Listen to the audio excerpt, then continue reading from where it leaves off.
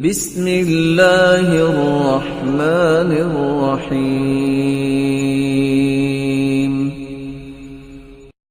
رسول اللہ صلی اللہ علیہ وسلم کے صحابہ اس لیے نماز کے بارے میں بڑا اہتمام کرتے تھے، اور حکم دیکھیے مروا اولادکم بالصلاۃ وهم ابناء 7 سنین، 7 سال کا بچہ نماز کا حکم دو، واضربوہم علیہا اذا بلغوا 10، 10 سال کے ہو جائیں تو مارو۔ آج ہم نے کیا کہہ دیا؟ مار نہیں پیار۔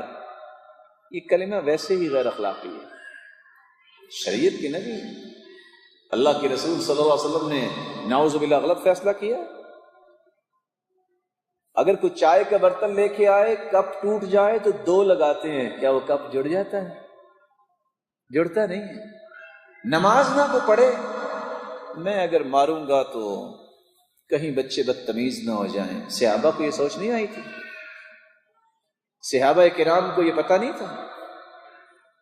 عثمان رضی اللہ تعالیٰ عنہ کا اخلاق جن سے فرشتے حیا کرتے ہیں۔ ایک صحابی نے پاؤں پہ پٹی باندھی، پوچھا کیا ہوا؟ کہا عثمان رضی اللہ تعالیٰ عنہ نماز کروا رہے تھے، میں سب پاؤں کے ساتھ پاؤں نہیں ملایا تو میں کوڑا مار کے زخمی کر دیا۔ کون سا اخلاق؟ اخلاق یہ ہے کہ اللہ کے سامنے گرنے والے بن جاؤ۔ اخلاق کا مطلب برائی پہ خاموش ہونا نہیں ہے، اخلاق سے مراد برائی کو قبول کر لینا نہیں ہے، مداہنت اور مجاملت کرنا یہ اخلاق نہیں ہے۔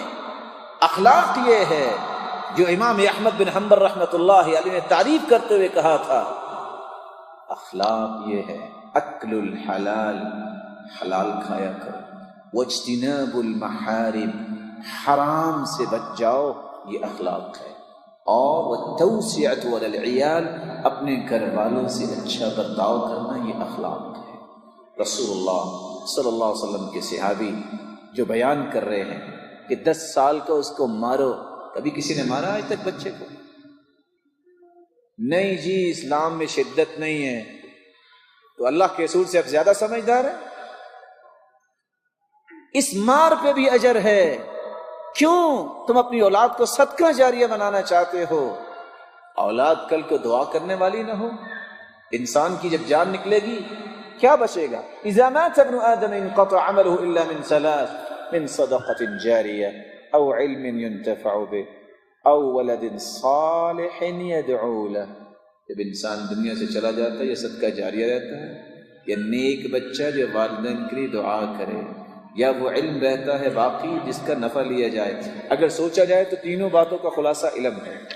کیوں بلا؟ علم ينتفع بے، ایسا علم جس سے نفع لیا جائے، یہ ہو گیا علم۔ من صدقۃ جاریہ، صدقہ جاریہ کا کوئی علم کسی کے پاس ہوگا، کوئی سمجھ ہوگی تو صدقہ جاریہ کرے گا نا، وہاں بھی علم کی ضرورت ہے۔ او ولد صالح يدعو له، نیک بچہ کیسے بنے گا؟ جب علم حاصل کرے گا تو نیک بچہ بنے گا۔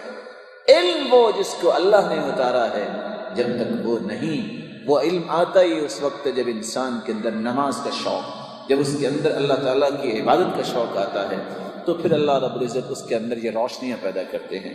رسول اللہ صلی اللہ علیہ وسلم کے صحابی عمر فرماتے ہیں، یعلم الصبی الصلاۃ اذا عرف یمینہ من شمالی، بچے کو اس وقت نماز سکھا دینی چاہیے جب اس کو پتہ چل جائے کہ یہ دائیں سائڈ ہے، یہ بائیں سائڈ ہے۔ اگر اتنا شعور اس کے اندر آ جائے، اس وقت سے ہی اس کو نماز سکھا دینی چاہیے۔ یا ایھا الانسان ما غرک بربک الکریم۔